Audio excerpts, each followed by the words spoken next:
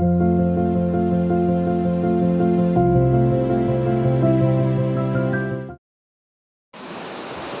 ദിവസം സ്നേഹവാനായ ശക്തിയായി അങ്ങനെ സ്തുതിക്കുവാനും ആരാധിക്കുവാനും ഞങ്ങൾ ഈ ആലയത്തിൽ പ്രവേശിച്ചിരിക്കുന്നു. അവിടുത്തെ കൃപയാൽ ഞങ്ങളെ ഒന്ന് പ്രതിയാണ്. നിനക്ക് വേണ്ടി പാടുവാനും പ്രാർത്ഥിക്കുവാനും ഞങ്ങളെ ഒന്ന് സഹായിക്കണം. അതിനേക്കാൾ അനുഗ്രഹിക്കണമേ യേശുവിൻ നാമത്തിൽ.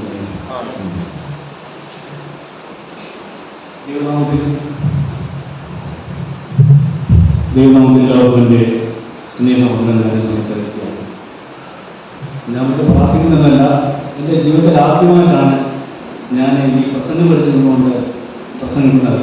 ഒരുപക്ഷെ ഒരു ചരിത്രമായിരിക്കാം. 2024 സെപ്റ്റംബർ മാസം 1-ാം തീയതി ഈ പ്രസംഗപ്പെടുത്തുന്നതുകൊണ്ട്, എൻ്റെ സഭയുടെ പ്രസംഗപ്പെടുത്തുന്നതുകൊണ്ട് ദൈവത്തെ ദൂഷിക്കുവാൻ സർവശക്തനായ ദൈവം എന്നെ സഹായിച്ചു. ഞാൻ ദൈവത്തിന് നന്ദി കരുതുന്നു. ബഹുമാനപ്പെട്ട അച്ഛൻ, പ്രിയ ഗായക സംഘാംഗങ്ങളെ, വിശ്വാസ സമൂഹമേ, ഈ വിശുദ്ധ ദിവസത്തിൽ ആരാധന പങ്കുചേരുവാനും ദൈവത്തിൽ നിങ്ങളോട് സംസാരിക്കുവാനും എനിക്ക് ഈ അവസരം നൽകി ഞാനൊരു വലിയ പദ്ധതിയായി കാണുകയാണ്. എന്നെ ഈ ഉത്തരവാദിത്തം ഏൽപ്പിച്ച അച്ഛനോടും ബഹുമാനപ്പെട്ട അച്ഛനോടും ഷാജിയോടുമുള്ള നന്ദി സ്നേഹവും ഞാൻ ഈ സമയത്ത് അറിയിക്കുകയാണ്. എൻ്റെ പ്രസംഗത്തിൽ എന്തെങ്കിലും കുറവുണ്ടെങ്കിൽ ദയവായി എന്നോട് ക്ഷമിക്കണമെന്ന് ഞാൻ ആമുഖമായിട്ട് പറയാൻ ആഗ്രഹിക്കുന്നു. ഇന്നത്തെ പേഴ്സണലി ഞാൻ ആദ്യമായിട്ടൊരു പാട്ട് പാടാൻ ആഗ്രഹിക്കുകയാണ്. അത് എൻ്റെ പ്രസംഗത്തിൻ്റെ ഭാഗമായിട്ട് പക്ഷേ വ്യത്യസ്തമായിരിക്കാം. നിങ്ങളെല്ലാവരും അത് എന്തായാലും പറയുന്നത് എല്ലാവരും സ്നേഹിക്കണം, സഹിക്കണം ഞാൻ പറയുന്നത്. ഒരു പാട്ടാണ് പാടുന്ന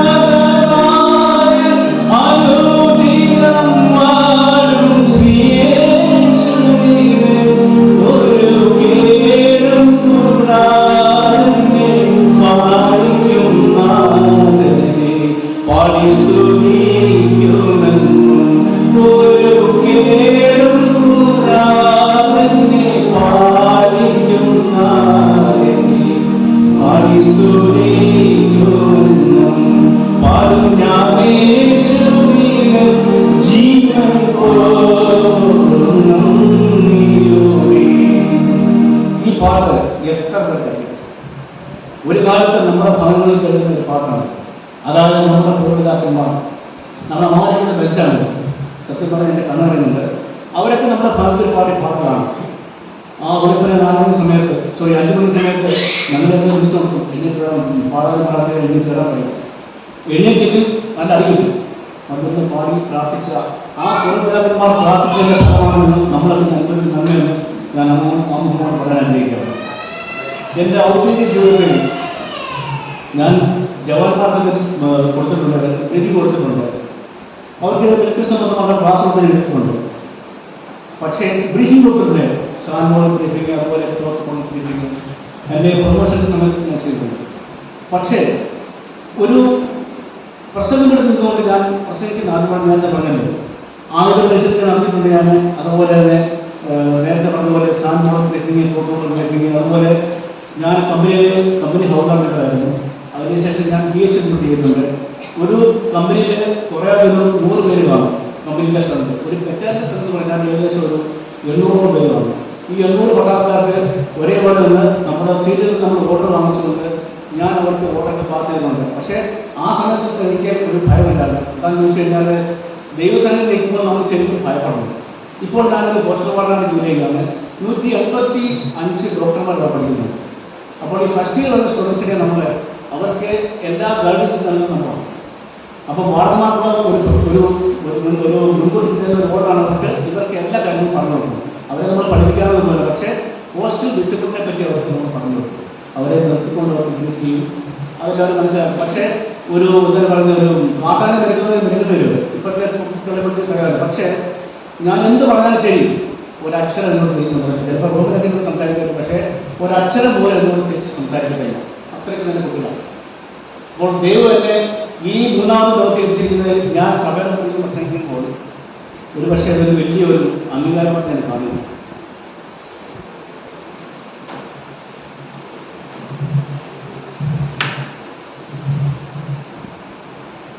നമ്മുടെ സീസൺസിലൂടെ മഹത്വം എന്ന് പറയുന്നത് പാട്ടാണ്.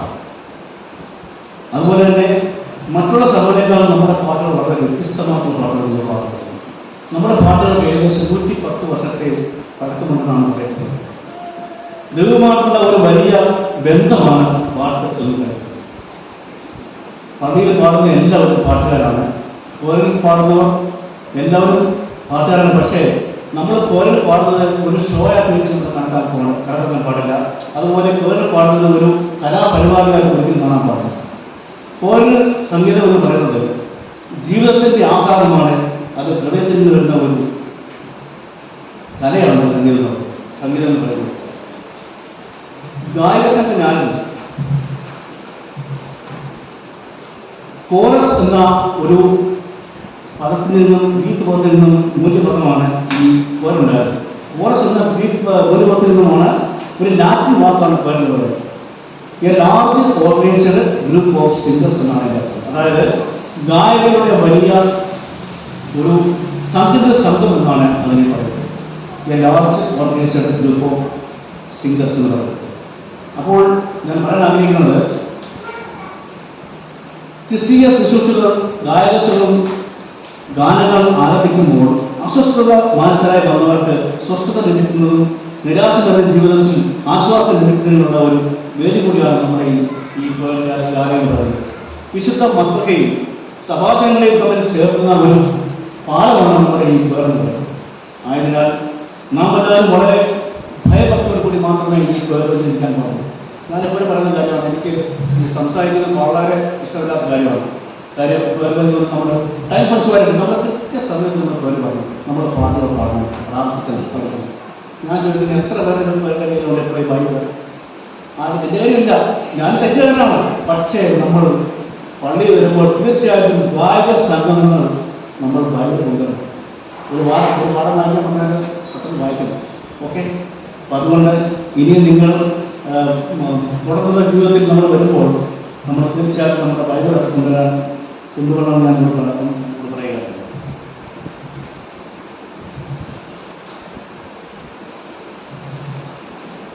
പുറപ്പാട് പുസ്തകം 15-ാം അധ്യായം അതിൻ്റെ 1 മുതൽ 15 വരെ നമ്മൾ വായിക്കുമ്പോൾ അവിടെ ഒരു വലിയ ഒരു ചരിത്രമാണ് സൃഷ്ടിക്കുന്നത്. പുറപ്പാട് പുസ്തകം 15-ാം അധ്യായത്തിൻ്റെ 1-ാം വാക്യം വായിക്കാം. വായിച്ചാൽ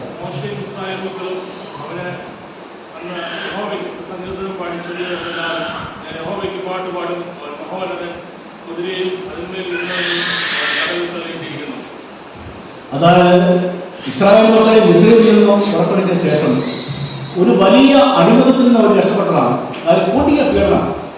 അങ്ങനെയാണ് മോശയെ ദൈവം ഓർക്കുകയും അവിടെ സൃഷ്ടിച്ചത്. മോശ ഒരു ഒട്ടരം അച്ഛനാക്കുന്നുണ്ടായിരുന്നു. അപ്പോൾ ആ ഒരു ഇസ്രായേൽ മക്കളുടെ ഇസ്രായേലിന്റെ ആ അടിമത്തിൽ നിന്നും ഇസ്രായേൽ മക്കളെ വീണ്ടെടുക്കുവാൻ വേണ്ടി മോശയോടെ ദൈവം പ്രവർത്തിച്ചു. അത്രയ്ക്ക് കൊടിയ പീഡനമാണ് അവർക്ക് നേരിടുന്നത്. ആ ഇസ്രായേലിൽ നിന്നും ഇസ്രായേലിനെ രക്ഷിച്ചു കൊടുക്കുന്ന മോശയുടെ ചരിത്രം ഇപ്രകാരം പറയുന്നുണ്ട്. അതായത് മോശ ഈ കടൽ നീക്കാൻ വന്ന സമയത്ത് ജനം പുറകുറുക്കുകയാണ്, ഞങ്ങൾ എന്തിനാണ് കൊണ്ടുവന്നത്? കാര്യം അവരുടെ ഫറവോന്റെ സൈന്യം അവരെ പിന്തുടരുകയാണ്, അവരെ പിടിക്കാൻ വേണ്ടി. പക്ഷേ ജനം പറയുന്നത് ഞങ്ങൾ എന്തിനാണ് കൊണ്ടുവന്നത്? ഞങ്ങൾ അവിടെ തന്നെ നല്ലതാകുമല്ലോ. പക്ഷേ മോശ ഭയപ്പെട്ടില്ല. മോശ ദൈവത്തോട് പ്രാർത്ഥിച്ചു. അപ്പോൾ ഒരു അശരീരിയുണ്ടായി, നിന്റെ വടി നീട്ടി ഈ കടലിലേക്ക് നീട്ടുക എന്ന് പറഞ്ഞപ്പോൾ ആ കടൽ രണ്ടായിട്ട് കിടന്നു. അപ്പോൾ അവിടെ ഒരു ഉണങ്ങിയ നിലം ഉണ്ടായി എന്നാണ് പറയപ്പെടുന്നത്. ആ നിലത്തിലൂടെ ഇസ്രായേൽ മക്കൾ കടന്നുപോയി. അപ്പോൾ ഞാനൊരു കാര്യം പറയാൻ ആഗ്രഹിക്കുന്നത്, ഇസ്രായേൽ മക്കൾ ആ ഒരു ചെങ്കടൽ കടന്നപ്പോൾ ഉദ്ദേശം ഒരു 6 ദിവസം അല്ലെങ്കിൽ 8 ദിവസം വരെ കാണാൻ സാധ്യതയുണ്ട്. കാര്യം പറഞ്ഞാൽ ആർക്കിയോളജിക്കൽ സർവേ പ്രകാരമാണ് പറയുന്നത്. പക്ഷെ ബൈബിളിൽ ഞങ്ങൾ ഒരു സമയം കൊടുത്തിട്ടില്ല. പകൽ മേഘസ്തംഭവും രാത്രി അഗ്നികുമായിട്ടാണ് അവർ എത്തിയെന്നാണ് പറയുന്നത്. പക്ഷേ എൻ്റെ ഒരു കണക്കൂട്ടിൽ 6000 പുരുഷന്മാർ, ശരീരത്തിൽ 6 ലക്ഷം പുരുഷന്മാർ എത്രയായിരുന്നു? 6 ലക്ഷം. അതുകൊണ്ട് എത്ര പുരുഷന്മാരായിരുന്നു? 66,000. അതായത് ഞാൻ ചോദിക്കുന്നത്, ഇസ്രായേൽ മക്കൾ എത്ര പുരുഷന്മാരുണ്ടായിരുന്നു? ബൈബിൾ കൊടുത്തിട്ടുണ്ട്, എത്രയുണ്ട്? 6 ലക്ഷം. 6 ലക്ഷം പുരുഷന്മാർ. അപ്പൊ നിങ്ങൾ ആലോചിച്ചാൽ 6 ലക്ഷം പുരുഷന്മാർക്ക് എത്ര ഭാര്യമാരുണ്ട്? 12 ലക്ഷമായില്ലേ. പിന്നെ അവരുടെ അപ്പച്ചന്മാര്, അമ്മച്ചിമാര്, അതുപോലെ തന്നെ എല്ലാം കൂട്ടി ഏകദേശം ഒരു 30 ലക്ഷം ആൾക്കാർ. അപ്പോൾ എൻ്റെ ഒരു കണക്കൂട്ടൽ ഈ കടൽ പിളർന്നപ്പോൾ ഏകദേശം ഒരു എന്താണ് പറയുന്നത്, ഒരു 30 മീറ്റർ വീതി കാണുമായിരുന്നു. ഈ കടലിൽ വന്നിട്ട് എന്താണെന്ന് വെച്ച് കഴിഞ്ഞാൽ അവിടെ ഒരുപക്ഷെ ചിലപ്പോൾ വലിയ കാഴ്ച കാണും, വലിയ മല കാണും. ഇതൊക്കെ ഇവർക്ക് എന്താ പ്രാവണ്ടി, പോത്തെ, പശു, ആടെല്ലാം ഉണ്ട്. അപ്പോൾ ഇത്രയും ജനങ്ങൾ വന്നിട്ട് തെങ്ങി പാർത്ത് പോകുമ്പോൾ അവർക്ക് ഒരിക്കലും പെട്ടെന്ന് തോന്നുന്നുണ്ട് അവർക്ക് ഇത് കടക്കാൻ സാധിക്കില്ല, ഈ ചെങ്കടൽ. അതുകൊണ്ട് ഇവർ വളരെ സാവധാനം പോയതെന്നാണ് നമുക്ക് വിശ്വസിക്കാൻ സാധിക്കുന്നത്. അപ്പോൾ ഏകദേശം 6 ദിവസം വരെ 8 ദിവസം വരെ എടുക്കുന്നതാണ്. അപ്പോൾ ഏകദേശം അവർ പകുതി കഴിഞ്ഞു. അവർ ഏകദേശം അക്കരെ അടുത്ത സമയത്താണ് ഫെലിസ്ത്യർ പുറകെ വരുന്നത്. അപ്പോൾ ഫെലിസ്ത്യർ വരുമ്പോൾ ഇസ്രായേലിൽ നിന്ന് പൊക്കൊണ്ടിരിക്കുകയാണ്. അവർക്ക് ഇസ്രായേലിന് ഫെലിസ്ത്യർക്ക് തടസ്സങ്ങൾ സൃഷ്ടിച്ചു. പക്ഷേ ഈ പോകുന്ന വഴിക്ക് ഏറ്റവും അവസാനത്തെ ആൾ കരയ്ക്ക് കയറിയതിനു ശേഷം നോക്കുമ്പോൾ ഫറവോന്റെ സൈന്യം വന്നുകൊണ്ടിരിക്കുകയാണ്, വലിയ ആളുകൾ വന്നുകൊണ്ടിരിക്കുകയാണ്. അപ്പോൾ ജനം ഒരുപാട് കഴിഞ്ഞു. അപ്പോൾ ദൈവമായ യഹോവ മോശയോട് ധരിച്ചു, നിന്റെ പണി നീ എതിരേറ്റിട്ട് എന്ന് പറഞ്ഞപ്പോൾ ആ കടൽ വീണ്ടും ഒന്നായി. ഫറവോന്റെ സേനാനായകൻ മാത്രം ഒഴിച്ച് ബാക്കിയുള്ളവരെല്ലാം ആ കടലിൽ പട്ടുപോയി എന്നാണ് വിശുദ്ധത്തിൽ നമ്മൾ പഠിക്കുന്നത്. അതുകൊണ്ട് ദൈവമക്കളെ, നമ്മൾ വേദപുസ്തകമൊക്കെ വായിക്കുന്ന സമയത്ത് ഇന്നുള്ള ചരിത്രങ്ങളൊക്കെ പഠിക്കണം. ചരിത്രങ്ങൾ പഠിക്കുമ്പോൾ ചോദ്യങ്ങൾക്ക് എല്ലാവരും ചോദ്യം പറയാനും ഉത്തരം പറയാനും നിങ്ങൾ ബാധ്യസ്ഥരാണെന്ന കാര്യം ഞാൻ ഈ സമയത്ത് പറയാൻ ആഗ്രഹിക്കുകയാണ്.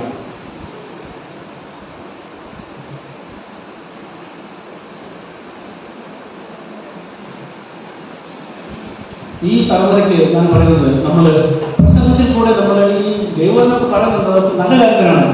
പക്ഷേ ഇപ്പോഴത്തെ തലമുറയ്ക്ക് നമുക്ക് വരുന്നത് ഉപദേശമാണ് ഏറ്റവും പ്രധാനപ്പെട്ടത്. ഈ വളർന്നൊരു തലമുറ നമ്മുടെ ഈ പഴയ ആൾക്കാരുടെ കാര്യങ്ങൾ ഓർക്കുന്നു. അപ്പോൾ അവർക്ക് വേണ്ടത് ശരിയായ ഒരു നല്ല ഒരു ഉപദേശമാണ് പ്രസംഗത്തിലൂടെ നമ്മളെന്നാണ് എൻ്റെ ഒരു അഭിപ്രായം. അങ്ങനെ കാലങ്ങൾ കടന്നുപോയി. ഇസ്രായേൽ മക്കൾ അവർ ആ ഒരു ദേശത്ത് കൊണ്ട് അവർ പാർത്തു. ഒരു മരുഭൂമിയെ മലർവാടിയാക്കി ദൈവം. ഇസ്രായേൽ മക്കൾ നിങ്ങൾ ഉദ്ദേശിക്കുന്ന അത്ര വലിയ കുറഞ്ഞ ആൾക്കാരൊന്നുമല്ല, ദൈവജനമാണത്. അതായത് ഈ ഫറവോന്റെ സൈന്യം, അവരെ ആ അടുക്കളാതിക്കൊണ്ട് നമ്മൾ ഇത്രയും ദൈവം പ്രവർത്തിച്ചപ്പോൾ അവർ കനാൻ ദേശത്ത് ചെന്നതിന് ശേഷം അവരിങ്ങനെ ആ ദേശം ഇങ്ങനെ നല്ല മലർവാടിയാക്കി ഒരുപാട് ലോകത്തിലെ ഏറ്റവും വില കൂടിയ പുഷ്പങ്ങളും ഫ്രൂട്ടുകളൊക്കെ നമ്മൾ ഇസ്രായേലിൽ നടക്കുന്നത്. ഒരു അംഗീകരിക്കപ്പെട്ട ദേശമാണ് ഇസ്രായേൽ എന്ന് പറയുന്നത്. അപ്പോൾ അങ്ങനെ കാലങ്ങൾ കടന്നുപോയി. ഇസ്രായേലിന്റെ വളർച്ചയിൽ സഖ്യരാജ്യങ്ങളായ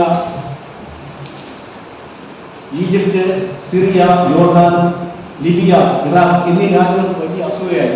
കാര്യം ഇവരിത് വിട്ടു കഴിഞ്ഞാൽ ഇവരൊരുപാട് ശക്തി പ്രാപിക്കും, നമുക്കത് ഭീഷണിയാണ്. നിങ്ങൾക്ക് മനസ്സിലാക്കണം, കേരളത്തിൻ്റെ 3 ഭാഗം മാത്രമേ ഉള്ളൂ ഇസ്രായേലിൻ്റെ ഹിസ്റ്ററി എന്ന് പറയുന്നത്. കേരളത്തിൻ്റെ 3 ഭാഗം മാത്രമേ ഉള്ളൂ. അപ്പം ആലോചിക്കണം, ഈ എന്തുകൊണ്ട് ഇത്രയും വലിയ ശക്തവാന്മാരായ അറബ് രാജ്യം കൊണ്ട് ഇസ്രായേൽ കൊണ്ടുവയ്ക്കുന്നില്ല? അവർക്ക് കൊണ്ടുവയ്ക്കാൻ പാടില്ല. കാര്യം അവർ ദൈവത്തിൻ്റെ ജനമാണ്. അതുകൊണ്ട് ഒരു കാരണവശാലും അവരെ കൊണ്ടുവയ്ക്കാൻ പാടില്ല. അപ്പോൾ ഇവരെല്ലാം കൂടി ഈ 5 രാജ്യങ്ങൾ കൂടി ഇസ്രായേലിന് കടക്കാൻ വേണ്ടി ഒരു വലിയൊരു പ്ലാൻ ഉണ്ടാക്കി. അന്നത്തെ ഇവരുടെ സൈനിക ബലം എന്ന് പറഞ്ഞാൽ 5 ലക്ഷം പട്ടാളക്കാർ, 1000 യുദ്ധ വിമാനങ്ങൾ, 2500 യുദ്ധ ടാങ്കുകൾ. ഇതൊക്കെ ചേർത്തുകൊണ്ടാണ് ഇവർ സഖ്യസേന ഉണ്ടാക്കിയത്.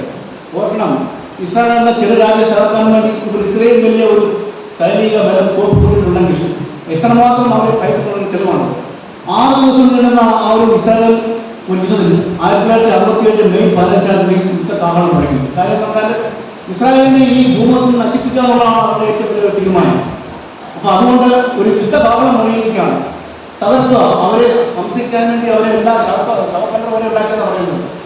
ഇസ്രായേലിലെ ലോകത്തിൽ നിന്ന് തുടച്ചു മാറ്റി വേണ്ടി. പക്ഷേ അവിടെ സംഭവിച്ചതെന്നാണെന്ന് ചോദിച്ചു കഴിഞ്ഞാൽ ഒരു വലിയ അത്ഭുതം നടന്നത്. മെയ് 15 യുദ്ധം പുറപ്പെട്ടു. നമ്മുടെ ഈ പട്ടാളത്തിൽ ഒരു ഫ്രീക്വൻസി ഉണ്ട്, റേഡിയോ സിറ്റി. അത് വലിയ ഫ്രീക്വൻസി പറഞ്ഞാൽ അത് രഹസ്യ കോഡാണ്. അപ്പോൾ ഈ കേണൽ ഗദ്ദാഫി എന്ന് പറഞ്ഞാണ് അവൻ്റെ പേര്. അദ്ദേഹത്തിൻ്റെ പേര് കേണൽ ജമാൽ അബ്ദുൽ ഗദ്ദാഫി എന്നാണ് അദ്ദേഹത്തിൻ്റെ പേര്. അദ്ദേഹം ഒരു കോഡ് വേർഡ് ഇഷ്യൂ ചെയ്തു പിറ്റേ തലേദിവസം രാത്രി. പക്ഷേ ഇത് സത്യരാജ്യങ്ങൾക്ക് പറഞ്ഞു കൊടുക്കാൻ മറന്നു. അത് എന്താണെന്ന് വെച്ച് കഴിഞ്ഞാൽ സത്യരാജ്യങ്ങൾ അവരുടെ ദൈവം പാപത്തിൽ പറയുന്ന സമയത്ത് ദൈവം അവരുടെ ഭാഷ കഴിക്കാതെ പോലെ സിമന്റ് കൊണ്ടുവരാൻ പറഞ്ഞാൽ ചട്ടി കൊണ്ടുവരും, ചട്ടി കൊണ്ടുവരാൻ അത് വെള്ളം കൊണ്ടുവരും. അങ്ങനെ അവരുടെ കോടുകൾ ഇല്ലാതാക്കി പറഞ്ഞു. അത് ഭയപ്പെട്ടു. വേറെ സംഭവമാണ് ചോദിച്ചു കഴിഞ്ഞാൽ നിങ്ങൾ മനസ്സിലാക്കണം, ഇസ്രായേലിൻ്റെ 200 ഫൈറ്റർ വിമാനങ്ങൾ. അപ്പോൾ അന്നത്തെ പ്രധാനമന്ത്രി പറഞ്ഞു, നിങ്ങൾ കാര്യം ചെയ്ത് നമ്മൾ മരിക്കാൻ പോവാണ്, നമുക്ക് നമ്മൾ ദൈവമായപ്പോൾ പ്രാർത്ഥിക്കാം. ലോകത്തിലെ ഏറ്റവും വലിയ ശക്തരായ കമാൻഡോയാണ് ഇസ്രായേൽ കമാൻഡോ എന്ന് പറയുന്നത്. ആ കമാൻഡോ അറിയോ? ഇസ്രായേൽ കമാൻഡോ എന്ന് പറയുന്നത് അത് ഇസ്രായേൽ കമാൻഡോ ഇന്ത്യയിൽ വന്നിട്ട് പാകിസ്ഥാൻ ഐഎസ്ഐയാണ് ഇന്ത്യയോടാണ്. ആ ഇസ്രായേൽ കമാൻഡോ ലോകത്തിലെ ഏറ്റവും ശക്തമായ കമാൻഡോയാണ്. അപ്പോൾ അവർ വന്ന് എന്താ ചെയ്തു പറഞ്ഞാൽ അവരിങ്ങനെ ഡാൻസ് പാട്ടുകൾ കളിച്ചു കഴിഞ്ഞു. അപ്പം കളിച്ചപ്പോൾ ഇവർ പറഞ്ഞു, ഇവർ വന്നിട്ട് ഇവർക്ക് യുദ്ധം വലിയ വിവരമൊന്നുമില്ല, ഇവർ വന്നിട്ടാണ് യുദ്ധം നടക്കാമെന്ന് അവർ ആഹ്ലാദിക്കുന്നു. അപ്പോൾ ഒന്നുകൂടെ അവരുടെ ആ ഒരു അത് വലിയ തന്ത്രമായിരുന്നു. ഇസ്രായേൽ കമാൻഡോയുടെ ഒരു വലിയ തന്ത്രപരമായ നീക്കമായിരുന്നത്. പിന്നെ എന്താണെന്ന് ചോദിച്ചു കഴിഞ്ഞാൽ 200 ഫൈറ്റർ ഒറ്റയായിട്ട് കൊണ്ടിട്ട് ഇവരുടെ 4 എയർപോർട്ട് തകർന്നു. ആരുടെ? ഈ പലസ്തീനുകാരുടെ സഖ്യരാജ്യങ്ങളുടെ 4 എയർപോർട്ട് ഒറ്റയടിക്ക് തകർത്താണ്. ഒറ്റയടിക്ക് തകർത്ത് പറയുമ്പോൾ ഇവരുടെ 1000 ഫൈറ്റർ അതെങ്ങനെ പോകും? 700 ഫൈറ്ററും അങ്ങനെ തന്നെ കത്തിച്ചാകും. ലോകം ഇന്ന് വരെ കണ്ടില്ലാത്ത ഏറ്റവും വലിയ ഒരു യുദ്ധക്രമമായിരുന്നു അന്ന് ഇസ്രായേൽ പ്രയോഗിച്ചത്. അതിനുശേഷം വേറെ എപ്പോഴാണ് ഒരു വലിയ കടന്നിട്ടുള്ള കളി വന്നുകൊണ്ട് ഈ സഖ്യസൈന്യത്തെ ആക്രമിക്കുകയും അവർ ചിതറി ഒടുകയും ചെയ്തു. അവസാനം അബ്ദുൽ ഗമാൽ ഐക്യരാഷ്ട്രസഭ പറഞ്ഞു, ഒരു സമാധാനമാണ് അവർ പറഞ്ഞു മനസ്സിലാക്കുന്നോ. അന്ന് ഒരുപാട് രാജ്യങ്ങൾക്ക് നഷ്ടപ്പെട്ട കുറേ ഭൂപ്രദേശങ്ങൾ ഈ സൈന്യം പിടിച്ചിറക്കിയെന്നാണ് പറയപ്പെടുന്നത്. അപ്പോൾ അതുകൊണ്ട് ദൈവജനമാണ് ഇസ്രായേൽ മക്കൾ. നമ്മുടെ കേരളത്തിലെ ഇവിടെ പ്രമേയമൊക്കെ പാസ്സാക്കുന്നത് ഇസ്രായേലിനായിട്ട് ഒരു ബന്ധമില്ല. കാര്യം എന്ന് പറഞ്ഞാൽ ഐക്യരാഷ്ട്രസഭ പറഞ്ഞതുപോലെ ഒരു അംഗീകരിക്കാത്ത ഒരു ടീമാണ് ഇസ്രായേൽ പറയുന്നത്. നിങ്ങൾ അറിഞ്ഞിരിക്കണം, ഇപ്പോൾ ഇത് യുദ്ധം പൊട്ടിപ്പുറമുള്ള കാലത്ത് ചോദിച്ചു കഴിഞ്ഞാൽ സ്ത്രീകളെയും കുഞ്ഞുങ്ങളെയും അവർ ബലാത്സംഗം ചെയ്തു, അതുപോലെ അവരെ കൊന്നു. ജനങ്ങളുടെ മുമ്പിലിട്ട് ആ ഒരു വൈരാഗ്യമാണ് ഇസ്രായേലിലെ ഈ ജനങ്ങൾ. അവരിനി മാറുന്നത് അവരെ വിശേഷം നശിപ്പിച്ച് തരിപ്പണമാക്കാതെ ഒരിക്കലും അവർ മാറുന്ന ലക്ഷണമില്ല. ഞാൻ ഇത്രയും കഥകളൊക്കെ പറഞ്ഞ് ശരിക്കും തുറന്നെപ്പറ്റിയാണ് പറയുന്നത്. പക്ഷേ ഞാൻ നിങ്ങൾ പറയുന്നത് എൻ്റെ പ്രസംഗത്തിൽ ചില വ്യത്യാസങ്ങൾ സംഭവിക്കാം. അതുകൊണ്ട് ദൈവം നിങ്ങൾ ഇത് ക്ഷണിച്ച് കേൾക്കണമെന്ന് ഞാൻ അപേക്ഷിക്കുകയാണ്. 35 സൈനികരെ കൊണ്ട് അവർ വലിയൊരു ആയുധ നടത്തുകയും ഈ സൈന്യം തിരിച്ചു കൊടുക്കുകയും ചെയ്തതെന്നാണ് പറയപ്പെടുന്നത്. നമ്മുടെ ഇന്ത്യയുടെ ആയുധ സൈന്യത്തിൽ ഏകദേശം ഒരു 35% അന്ന് ഇസ്രായേലിലായിരുന്നു അറിയിക്കുന്നത്. ശരിയല്ല, ശരിയല്ല ഉപയോഗിച്ചിരുന്നു പറയുന്നത് നമ്മുടെ ഹോക്കിൽ കൊണ്ടുള്ളത്. അപ്പോൾ അതുപോലുള്ള ആളുകൾ, അതുപോലെ തന്നെ നമ്മുടെ ഈ പുൽവാമ അറ്റാക്കിൽ നമ്മളിവിടെ ഇന്ത്യയുടെ അകത്ത് പോയിട്ട്, അതായത് പാകിസ്ഥാൻ്റെ ഉള്ളിൽ പോയിട്ട് നമ്മൾ 50 കിലോമീറ്ററിൽ പോയിട്ട് അവരുടെ ആ ഭീകര ക്യാമ്പ് തകർത്തു വേണ്ടി അത് ഇസ്രായേലിൻ്റെ ഒരു വലിയ വൈജ്ഞാനിക ശക്തിയാണെന്ന് ഞാൻ പറയാൻ ആഗ്രഹിക്കുകയാണ്. പ്രിയപ്പെട്ട മക്കളെ, അപ്പോൾ ഇത്രയും കഥകളൊക്കെ ഞാൻ പറഞ്ഞു. ഒരു ഇസ്രായേലിനെ പറ്റി പറയുമ്പോൾ ഇസ്രായേൽ ഒരു ശക്തമായ രാജ്യമാണ് ഈ ലോകത്തിൽ എന്ന് ഞാൻ പറയാൻ ഈ സമയത്ത് ഓർമ്മിക്കുകയാണ്. ഈ ചർച്ചകളിൽ ഞാൻ പൂർവ്വകാല തോരണങ്ങളെ ഈ സമയത്ത് ഞാൻ ഓർക്കുകയാണ്. 1976 കാലഘട്ടങ്ങളിൽ അന്നത്തെ ജൂനിയർ തോരണങ്ങളായിരുന്നു ഞാനും നമ്മുടെ ബഹുമാനപ്പെട്ട ഷാജി, അതുപോലെ തന്നെ പാറയിലെ ലബി ഷാജി, പാറയിലെ ലബി, നേരത്തേലെ ലബി, അതുപോലെ ഓണത്തറയിലെ ലില്ലി, തങ്കമണി, ചേർന്നങ്ങയിലെ ലിസിയെ സംബന്ധിച്ച് ഞാൻ ഓർക്കുകയാണ്. വളരെ മനോഹരമായി പാടുന്ന ഒരു ആളാണ് ലിസിയുള്ളത്. അതുപോലെ കൊച്ചുകളിലെ സോണി, കല്ലലിലെ ജേക്കബ്, ജയ, ആന്റോണിയിലെ ജയ, ആശാൻപറമ്പിലെ കൊച്ചുമോ, ഇവരൊക്കെ അന്നത്തെ നമ്മുടെ ജൂനിയർ പോരാട്ടം. ഇപ്പോൾ അവരാരും എനിക്ക് തോന്നുന്നു കുറേ ആൾക്കാരൊക്കെ ബന്ധുക്കോസിലൊക്കെ പോയി, കുറേ ആൾക്കാരൊക്കെ നമ്മുടെ സഭയില്ല. അതുപോലെ അന്നത്തെ സീനിയർ പോരായിരുന്നു, വേറൊന്നായിരുന്നു സാമിലെ നമ്മുടെ സാമച്ചാൻ്റെ സഹോദരൻ ഷാജിച്ചായൻ വേർമാഷായിരുന്നു. അതുപോലെ തന്നെ സാമച്ചാനിലെ സഹോദരി പാറയിലെ സൂര്യമാമ, അതുപോലെ തന്നെ പാറയിലെ ഷാജി, പാറയിലെ ആനി, നേരത്തെ നെൽസച്ചായൻ, കൊച്ചുമോനെ, കുഞ്ഞുമാമ, ഇവരൊക്കെ പഴയ കാലത്തെ പോരാണ്. വളരെ ശക്തമായ പോരാട്ടം. പക്ഷേ ഇപ്പോഴത്തെ പിള്ളേർക്കാർക്കും ഇവരൊക്കെ അറിയില്ല. അതുപോലെ തന്നെ പാലയിൽ ശാന്തി നമ്മളിൽ നിന്ന് ലോകത്തിൽ നിന്ന് മാറ്റപ്പെട്ടുപോയി. അതുപോലെ മുടങ്ങുകളിലെ കുഞ്ഞുമച്ചാൻ തോമാശാൻ നോക്കിയിട്ടുണ്ട്. അദ്ദേഹത്തിൻ്റെ സഹോദരി പെരുമളത്രയിലെ പിന്നെ ലിസ്യമാമ, അതായത് നമ്മുടെ അച്ചായൻ്റെ സഹോദരി. ശരണ്യമാമ നമ്മുടെ അച്ചായൻ്റെ സഹോദരി. അതുപോലെ പള്ളിപ്പുറത്തെ ലിസ്യമാമ, ആശാരിപ്പറമ്പിലെ റോയി റോസമ്മ, കിഴക്കിടത്തെ കുഞ്ഞമ്മ പൊന്നമ്മ, ആശാരിപ്പറമ്പിലെ കൊച്ചുമോളുടെ സഹോദരിമാർ, എനിക്ക് പേര് തരില്ല. ഇതെല്ലാം അന്നത്തെ കാലത്തെ പേരങ്ങളായിരുന്നു. അപ്പൊ ആ സമയത്ത് ആ കാലത്തൊക്കെ ഞങ്ങളിവിടെ അതായത് 6 മാസം ഞങ്ങൾ ഈ പഞ്ചായത്തിലുണ്ട് കടന്നു. നമ്മുടെ പുരാണ ബെഞ്ചിലാണ്. അപ്പൊ ഞങ്ങളൊക്കെ ഞാൻ ശാഖയൊക്കെ അന്ന് വെച്ചുകൂടാ കാലഘട്ടമാണ്. അപ്പൊ അതുകൊണ്ട് അന്നത്തെ ഞങ്ങൾക്ക് 6 മാസം പ്രാക്ടീസ് ചെയ്യണം, എന്നിട്ട് കയറാൻ പാടുള്ളൂ. അപ്പൊ ഇതിന് ശേഷം കുറെ പേരങ്ങളുണ്ട് കേട്ടോ. നമ്മുടെ പിന്നെ രാജാനുണ്ട്, നമ്മുടെ ഇവിടുത്തെ ചിലരുടെ രാജാനുണ്ട്, രാജാന്റെ സഹോദരൻ കുട്ടച്ചനുണ്ട്. അതുപോലെ തന്നെ എല്ലാവരും നമ്മുടെ ആ ഒരു അച്ഛനെല്ലാം നമ്മുടെ പേരന്മാർ. അപ്പൊ ഞാൻ പറയുന്നത് ഒരു ശക്തമായിട്ടുള്ള പേരാണ്. നിങ്ങൾക്ക് ആർക്കൊരു ഓർമ്മ കാണുമോ? നമ്മുടെ ഒരു പ്രാവശ്യം പുളിക്കാപ്പാടത്ത് ഒരു ശവടക്കിന് പോയി. അന്ന് ഞാൻ കൊച്ചുമുണ്ടാണ്. ഈ പുളിക്കാപ്പാടത്തെ ശവടത്ത് 150 രൂപയ്ക്കാണ്. 150 രൂപ അന്ന് കിട്ടിയിട്ട് 50 വർഷം മുമ്പ് കിട്ടിയിട്ടുണ്ടെങ്കിൽ ഇന്നത്തെ 3.5 ലക്ഷം രൂപയ്ക്ക് വിലയാണ്. കാര്യം അന്ന് 150 രൂപയ്ക്ക് 150 രൂപ. അപ്പോൾ ഞങ്ങൾ അന്ന് ആ സമയത്ത് നടന്നുപോയി അവിടെ പോയി പാട്ട് പാടി ചേർത്തുകൊണ്ട് നമ്മുടെ പേര് നമ്മുടെ പള്ളിയിലെ പേര് ഒരു ശക്തമായിട്ടുള്ള പേരായിരുന്നു ഇതുള്ളത് നമ്മൾ പറയാൻ ആഗ്രഹിക്കുക. ഇനി പേരുകളിൽ ആളുകൾ പറയുന്നത് ദേവോടൊപ്പം ക്ഷണിക്കുന്നതാണ് പറയുന്നത്. ഇപ്പോഴത്തെ അതിശക്തമായ പേരാണ് നമ്മുടെ അന്വേഷിക്കുന്നത് പോലെ നമ്മുടെ ടാനിയുണ്ട്, ജോസിയുണ്ട്, സാബുണ്ട്, ആനിയുണ്ട്, സാബുണ്ട്, അതുപോലെ രാകേഷുണ്ട്, സാബുണ്ട്. ഇങ്ങനെയുള്ള ആൾക്കാരൊക്കെ ഒരുപാട് ആൾക്കാർ പിന്നെ വന്നിട്ടുണ്ട്. അവരുടെ എല്ലാവരുടെ പേര് വായിക്കാനുള്ള സമയം ഇവിടെ ഇല്ല. ഇവരൊക്കെ നല്ല സേവനത്തെ ഈ സമയത്ത് നമ്മൾ വളരെ നന്ദിയോട് സ്മരിക്കുകയാണ്. ഇനി പ്രധാനപ്പെട്ട ചില കാര്യങ്ങൾ പറയാൻ ആഗ്രഹിക്കുകയാണ്. കോരുന്ന പരിശീലനത്തിന് എല്ലാവരും കൃത്യസമയത്തെത്തണം. അത് മസ്റ്റായിട്ടും ചെയ്തൊരു കാര്യമാണ്. കാര്യം ഓടി വന്നവർ കോരി കയറി ഇരിക്കാൻ പാടില്ല. പഴയ കാലത്തെന്ന് പറഞ്ഞാൽ ശനിയാഴ്ച വൈകിട്ട് ഇവിടെ കോരുന്ന പ്രാക്ടീസ് ഉണ്ട്. ശനിയാഴ്ച വൈകിട്ട് പ്രാക്ടീസ് ഇടാത്തവരെ ഞായറാഴ്ച കോരി കയറുന്നില്ല. അപ്പോൾ അങ്ങനെയുള്ളൊരു കാലഘട്ടം ഉണ്ടായിരുന്നു. ഇപ്പോൾ നേരെ വരുന്നു, പോട്ടിടുന്നു, കോരി കയറുന്നു. അത് ശരിയാണോ എന്ന് നിങ്ങൾ തന്നെ സ്വയമായിട്ട് ചിന്തിക്കണം. ഓക്കെ, പള്ളിയിൽ പ്രവേശിച്ചാൽ വളരെ ഭയഭക്തിയോടുകൂടി ഇരിക്കണം. ഞാൻ ഒരു കാര്യം പറയാൻ ആഗ്രഹിക്കുകയാണ്. നിങ്ങൾ വിശ്വസിച്ചാലും ഇല്ലെങ്കിലും ശരി, നമ്മുടെ ഈ സഭയ്ക്കുള്ള ഒരു അദൃശ്യ ശക്തിയുടെ ദൈവം ഈ പള്ളിയിൽ വന്നു കഴിഞ്ഞാൽ നിങ്ങൾ വളരെ ഭയഭക്തിയോട് നിങ്ങൾ പ്രാർത്ഥിച്ചിരിക്കും.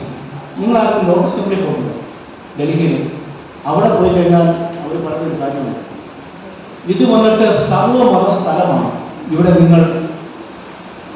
നിങ്ങളുടെ ഇഷ്ടമുള്ള ദൈവത്തെ ആരാധിക്കും. പക്ഷേ ആളുകൾ സംസാരിക്കാൻ പാടില്ല, മൊബൈലിൽ സ്വിച്ച് ഓഫ് ചെയ്യണം. അവിടെ നമ്മൾ ചെല്ലുമ്പോൾ ഒരു സൂചി വീണാൽ പോലും നമുക്ക് സൗണ്ട് കേൾക്കാം. അത്രയ്ക്ക് നിശബ്ദമായ സ്ഥലമാണ്. ആ നിശബ്ദത നമുക്ക് കൈവരിക്കണം. കാര്യം ഈ കാലം കഴിയുമ്പോൾ ഇവിടെ ഏകദേശം ഒരു 16 ഫാനുകൾ നടക്കുന്നുണ്ട്. ഇപ്പോൾ ഈ ഫാനം നിൽക്കട്ടെ, എല്ലാവരും അവിടെ സംസാരം നിൽക്കുക. അപ്പോൾ ഞാൻ നോക്കി ഈ ഫാന് പകരമായിട്ട് ഒരു AC പിടിപ്പിച്ച് കഴിഞ്ഞാൽ ഇവിടെ ആരും തണുപ്പിക്കാവുന്നില്ല. ഒരുപാട് തണുപ്പിക്കാവുന്ന സംഭവമാണ് ഇത്രയും ഫാൻ. അത് കാലകാലങ്ങളിൽ നമ്മുടെ വരും തലമുറ ചെയ്ത് കഴിഞ്ഞാൽ ദൈവത്തോട് പ്രാർത്ഥിക്കുകയാണ്. അടുത്തത് ഞാൻ പറയാൻ പോകുന്നത് വീട്ടുപ്രാർത്ഥനയുടെ കാര്യമാണ്. നമ്മുടെ എത്ര കുടുംബങ്ങളുണ്ട് വീട്ടുപ്രാർത്ഥന? നിങ്ങൾക്ക് പറയാൻ സാധിക്കും? നിങ്ങൾ ധൈര്യത്തിൽ പറയാം, ഞങ്ങൾ കുടുംബപ്രാർത്ഥന നടത്തുന്നുണ്ട്. രാവിലെയും വൈകിട്ടും നിങ്ങൾ മസ്റ്റായിട്ട് കുടുംബപ്രാർത്ഥന നടത്തണം. എല്ലാവർക്കും പറയുന്ന കാര്യമാണ്. എത്ര പേർ എത്തുന്നുണ്ട്? നമ്മുടെ പൂർവ്വ മാതാപിതാക്കന്മാർ ഈ സമയത്ത് ഓർക്കുകയാണ്. കാര്യം രാവിലെ 5 മണിക്ക് നമ്മൾ വിളിച്ചോട്ടി പാട്ട് പാടി പ്രാർത്ഥിച്ച്, അന്ന് മിക്സി ഇല്ല, അന്ന് വാഷിംഗ് മെഷീൻ ഇല്ല, അന്ന് എന്താ പറഞ്ഞ ഗ്യാസ് ഇല്ല. അവരാ വിറകടുപ്പിനകത്ത് എല്ലാ ചോറ് കറിയും കെട്ടി പൊതിയും കെട്ടി പറഞ്ഞു നമ്മുടെ സ്കൂളിൽ രാവിലെ എന്നതിന് ശേഷം ചെയ്യുന്ന കാര്യമാണ്. എത്ര പേര് നമ്മുടെ കുടുംബത്തിൽ കുടുംബ പ്രാർത്ഥന ഉണ്ട്? ഞാൻ ആർക്കും ആദ്യം പേര് പറയാൻ ആഗ്രഹിക്കുന്നില്ല. കുടുംബ പ്രാർത്ഥന വളരെ മസ്റ്റായിട്ട് വേണം. അന്നത്തെ കാലത്ത് പാടി ഇന്ന് പറയുന്നതായിരിക്കും. അതുപോലെ കുടുംബപ്രാർത്ഥനയെ പറ്റി പറയുകയാണെങ്കിൽ നമ്മുടെ കുടുംബങ്ങളിലെ എല്ലാ മാതാപിതാക്കളും നമുക്ക് വേണ്ടി പ്രാർത്ഥിച്ചതിൻ്റെ നന്മയാണ് നമ്മൾ നൽകുന്ന അവർക്ക് ഒരു പ്രാർത്ഥിച്ച് നന്മ നമ്മൾ അനുഭവിക്കുന്നത്. ഈ ബെഞ്ചുകളിലൊക്കെ അവരുടെ ഒരുപാട് കണ്ണുനീരുണ്ട്, നമ്മൾ അറിയിക്കണം. വെള്ളിയാഴ്ച പ്രാർത്ഥനയിൽ ഒരു 3:30 മണി സമയമാകുമ്പോൾ അവർ വെളുത്ത ചട്ടം കൊടുത്ത് ഈ പള്ളിയിൽ വരും, ദേവസ്വം പിടിച്ചോണ്ട്. അന്ന് അവരുടെ കഞ്ഞി പ്രാർത്ഥനയുടെ ഫലമാണ് ഇത് നമ്മൾ അനുഭവിക്കുന്ന നന്മ. ഒരു വലിയ ഫിക്സ് ഡിപ്പോസിറ്റാണത്. ആ ഡിപ്പോസിറ്റ് തീരുന്നവരെ നിങ്ങൾ കഴിക്കും. അതിനുശേഷം എന്ത് ചെയ്യും? ആ ഡിപ്പോസിറ്റ് ഒരിക്കലും മുടങ്ങിപ്പോകാതിരിക്കാൻ വേണ്ടി നിങ്ങൾ തീർച്ചയായിട്ടും നിങ്ങളുടെ വീട്ടിൽ കുടുംബപ്രാർത്ഥന രാവിലെ കഴിക്കും. സ്വാഭാവികത്തിനോടല്ല, അവരൊക്കെ പ്രാർത്ഥിച്ചതിന് ഫലമാണ് സ്വാഭാവിക കിട്ടിയിരിക്കുന്നത്. ആ സ്വാഭാവികത്തിൽ നിന്നുകൊണ്ട് TV-യുടെ സമയം നോക്കിക്കൊണ്ട് അല്ലെങ്കിൽ സീരിയലുകളുടെ സമയം നോക്കിക്കൊണ്ട് നിങ്ങൾ പ്രാർത്ഥിക്കുകയും പാടുകയും ചെയ്യുമ്പോൾ അതൊരിക്കലും ദൈവം സാധിക്കത്തില്ല. താഴെ ഇരിക്കും മുട്ടുകുത്തി പ്രാർത്ഥിക്കണം. ജോബിനെ പറ്റി ഞാൻ പറയുകയാണെങ്കിൽ പിന്നെ മുട്ടുകുത്തിയ പ്രാർത്ഥന റോബിനത്തിന് ഞാൻ ചെയ്തിട്ടുണ്ട്. വേദോസ്തമായിട്ട് പ്രാർത്ഥിക്കുന്നു. നമ്മുടെ വീട്ടിൽ കുടുംബപ്രാർത്ഥന അത്യാവശ്യമായിട്ട് വേണ്ട കാര്യമാണ്. അതുകൊണ്ട് എല്ലാ കുടുംബങ്ങളും നമ്മുടെ ഭവനങ്ങളിൽ കുടുംബപ്രാർത്ഥന വളരെ അത്യാവശ്യമായിട്ട് ചെയ്യേണ്ട ഒരു കാര്യമാണ്. തീർച്ചയായിട്ടും നിങ്ങൾ അതിന് ദൈവസഹായത്തെ ഞാൻ പ്രാർത്ഥിക്കുകയാണ്. അതുപോലെ തന്നെ ഒരു കാര്യം ഞാൻ പറയും, ഈ വീട്ടുപ്രാർത്ഥന നടക്കുന്ന സമയത്ത് എനിക്ക് ഒരാളുടെ പ്രാർത്ഥന എന്നെ ഒരുപാട് സ്വാധീനിച്ചിട്ടുണ്ട്.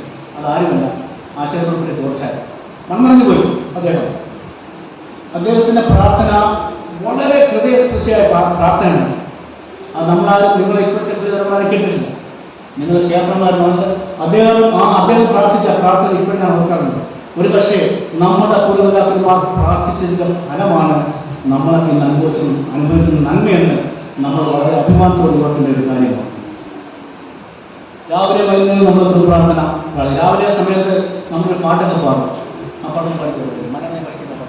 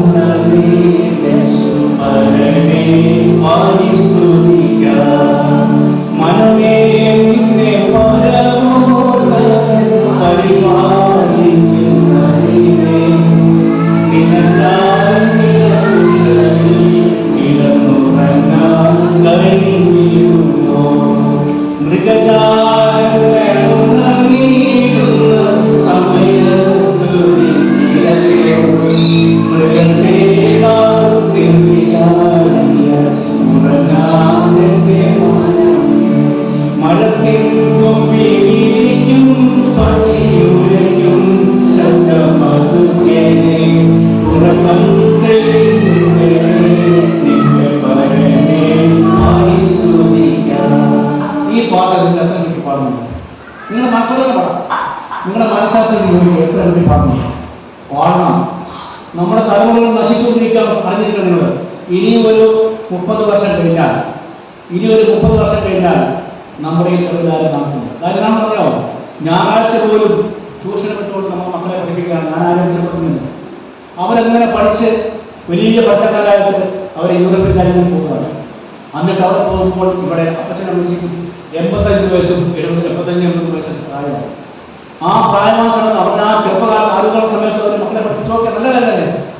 അവർ പോയി നല്ല ജോലിയൊക്കെ വാങ്ങി നല്ല ശമ്പളത്തിൽ ജോലിയാണ്, മരുമോളോടെ ജോലിയാണ്, കൊച്ചുമക്കളും ജോലിയാണ്.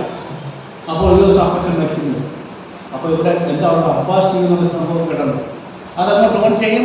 അവിടെ ഇരുന്നുകൊണ്ട് വലിയ സ്ക്രീനിൽ കപ്പലിൽ വെച്ചുകൊണ്ട് അപ്പച്ചൻ്റെ അമ്മ ചെയ്യും.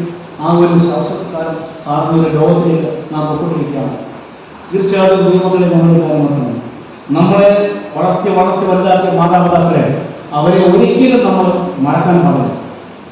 മാതാപിതാക്കളുടെ കണ്ണുനീർ ഒരിക്കലും നമ്മൾ വീഴ്ത്താൻ പാടില്ല. അത് വലിയ ശാപമാണെന്ന് ഞാൻ പറയാൻ ആഗ്രഹിക്കുകയാണ്. അതുപോലെ ഞായറാഴ്ച ദിവസം ഞാൻ പറഞ്ഞു അതിന് ഇഷ്ടമാണ്. 6 ദിവസം നമ്മൾ അധ്വാനിച്ച് 7-ാം ദിവസം ഈ ആലയത്തിൽ നമ്മൾ ദൈവത്തെ വിളിച്ചപേക്ഷിക്കുമ്പോൾ അത് വലിയ ഒരു ശക്തിയാകരമാണ്. ഞാൻ പറഞ്ഞല്ലോ, നമ്മുടെ മധുബാഹയും നമ്മുടെ ഈ ജനങ്ങൾ നമ്മളെ ഒരു ചലനാണ് നമ്മുടെ ഈ പേരെന്ന് പറയുന്നത്. അതുകൊണ്ട് നമ്മൾ തീർച്ചയായിട്ടും ഈ സഭയിൽ വന്നു കഴിഞ്ഞാൽ നമ്മൾ വളരെ മനസ്താപത്തോടെ പ്രാർത്ഥിക്കണമെന്ന് ഞാൻ നിങ്ങളോട് ഈ സമയത്ത് പറയാൻ ആഗ്രഹിക്കുകയാണ്.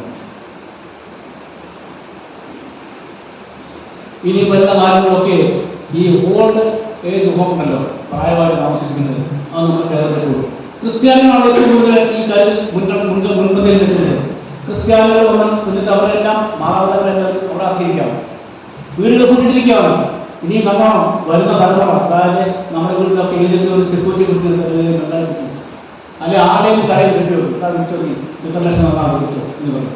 അപ്പോൾ നമ്മളെ ഉണ്ടാക്കിയിരുന്നെങ്കിൽ ഈ പറമ്പുമൊക്കെ ഒരു കാലത്ത് നമ്മൾ നിന്ന് അന്യമായി പോകുമ്പോൾ ഞാൻ പറയാൻ ആഗ്രഹിക്കുകയാണ്.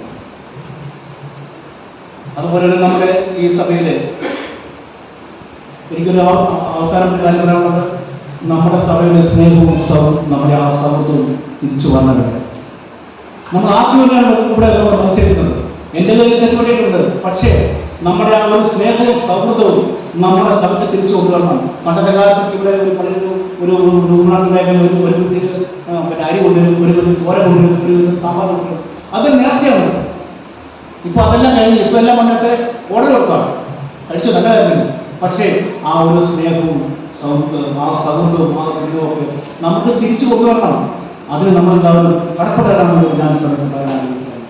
നമ്മുടെ സഭ ഒരിക്കലും നശിച്ചു പോകാൻ പാടില്ല. നമ്മുടെ സഭയിൽ വളരെ എണ്ണപ്പെട്ട അംഗങ്ങളാണ്. അപ്പോൾ നമ്മുടെ കുഞ്ഞുങ്ങളെ നമ്മൾ സൺഡേ വന്നിട്ട് സൺഡേ സ്കൂൾ വിടാനും, അതുപോലെ തന്നെ നമ്മുടെ കുഞ്ഞുങ്ങളെ നമ്മൾ പിന്നെ വിടാനും ഒക്കെ അവരെ നമ്മൾ ഉത്സാഹപ്പെടാനാണ് പറയുന്നത്. അതുപോലെ ഒരു കാരണവശാലും ഈ ഞായറാഴ്ച ട്യൂഷൻ ഞാൻ ഒരിക്കലും പറയുന്നില്ല, ഞാൻ ആരെയും വിലക്കുന്നില്ല. ഞായറാഴ്ച ട്യൂഷൻ നിങ്ങൾ കഴിവ് ഒഴിവാക്കും. ഈ ആലയത്തിൽ വന്ന് നിങ്ങൾ ആരാധിക്കണം. ഞാൻ പറഞ്ഞല്ലോ, പിന്നെ പറയുകയാണ്, ഞാൻ നിങ്ങളോട് പറയുകയാണ്, നമ്മുടെ ഈ ആലയത്തിൽ വലിയ ഒരു അദൃശ്യ ശക്തിയുണ്ട്. നിങ്ങൾ ഈ പള്ളിക്ക് എന്ത് കൊടുത്തോ നിങ്ങൾക്ക് 100% 10 ഇരട്ടിയാകുന്നതിന്റെ പ്രതിഫലം കിട്ടുമെന്നുള്ളത് യാതൊരു സംശയമില്ല. ഞാൻ പറയുകയാണ്. അതുകൊണ്ട് നമ്മുടെ സഭയ്ക്ക് കൊടുക്കേണ്ട കാര്യമാണ് നമ്മൾ കൊടുത്തേക്കുന്നത്. ഏറ്റവും പ്രധാനപ്പെട്ട കാര്യം, നമുക്ക് ഈ മത്സരമൊന്നും വേണ്ട. നമ്മൾ പരസ്പരം സ്നേഹിക്കണം. ഞാനൊരു കാര്യം പറയട്ടെ, 70 വയസ്സ് 60 വയസ്സ് പ്രായമുള്ള ഒരാൾ ഈ ലോകത്തിൽ ജീവിക്കുന്നത് 29,100 ദിവസമാണ്. 23,100 ദിവസം, 60 ദിവസത്തെ ആളാണ്. അപ്പൊ നമ്മുടെ ആ 60 ദിവസം എത്ര കൂടെ ഇനി നിങ്ങൾക്ക് എത്ര കാലം ജീവിക്കാൻ കഴിയും? സഹോദരി സഹോദരന്മാർക്കും സംസാരിക്കുന്നില്ല, സഹോദരങ്ങളും സംസാരിക്കുന്നില്ല, അങ്ങോട്ട് നോക്കുക. പിന്നെ അത് കഴിഞ്ഞ് മരിച്ചു കഴിയുമ്പോൾ എൻ്റെ മോനെ വലിയ നല്ലതായിരുന്നു, ഭയങ്കര കാര്യത്തിൽ കെട്ടിപ്പിടിച്ച കാര്യത്തിൽ മുന്നേ കൊടുത്തു, അതൊരു കാര്യമാണ്. നീ ജീവിച്ചിരിക്കുമ്പോൾ നിന്റെ സഹോദരി സഹോദരന്മാരെ സ്നേഹിക്കണം, അവരോട് സംസാരിക്കണം. നമ്മളിങ്ങനെയുള്ള കാലത്ത് നമ്മളല്ലോ, നമ്മൾക്കിനി അധിക കാലമൊന്നും ഒരു പ്രായം കഴിഞ്ഞാൽ ഏത് സമയത്താണ് ആവുന്നത് എനിക്ക് പറയാൻ സാധിക്കുമോ ഞാൻ ധൈര്യമായിട്ട് ഇതിലേക്ക് വേണ്ടി പോകുന്നു? ഒരിക്കലും എനിക്കത് അഭിമാനമായിട്ടോ അല്ലെങ്കിൽ എനിക്ക് ധൈര്യമായിട്ടോ എനിക്ക് പറയാൻ സാധിക്കില്ല. അതുകൊണ്ട് ഇന്നത്തെ ഈ പേഴ്സൻ്റെയും എൻ്റെ ഒരു അപേക്ഷയാണ്, നമ്മുടെ പഴയ ആ ഒരു സ്നേഹവും ആ സൗഹൃദവും നമ്മൾ കൊണ്ടുവരണം. നമ്മുടെ സഭാജനങ്ങൾ ഒറ്റക്കെട്ടായി നിന്നുകൊണ്ട്, നമ്മുടെ സഭജനങ്ങൾ ഒറ്റക്കെട്ടായി കൊണ്ട് നമ്മുടെ സഭയെ മുന്നോട്ട് നയിക്കണം. നമ്മുടെ സഭയ്ക്ക് നമ്മൾ ദാനങ്ങൾ നൽകണം. ആ ദാനങ്ങൾ നൽകുമ്പോൾ നമുക്ക് ദൈവം കൂടുതലായി നമുക്ക് തിരിച്ചു തരും എന്നുള്ളത് യാതൊരു സംശയമില്ല. ദൈവത്തെ ഞാൻ എൻ്റെ വാക്കുകൾ ചേർക്കുകയാണ്.